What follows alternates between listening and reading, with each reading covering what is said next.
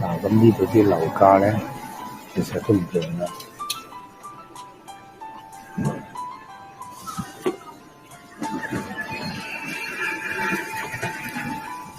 咁咧就有幾間呢啲中介公司啊，都係放盤呢啲價錢咧，亦都唔係好平。係荔灣區雖然係舊啲，咁嘅周邊嘅地鐵範圍咧，地鐵站嘅範圍咧，亦都比較遠。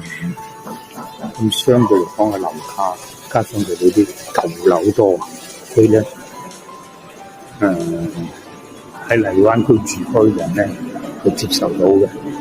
其他區域過嚟嘅咧就少啲啦。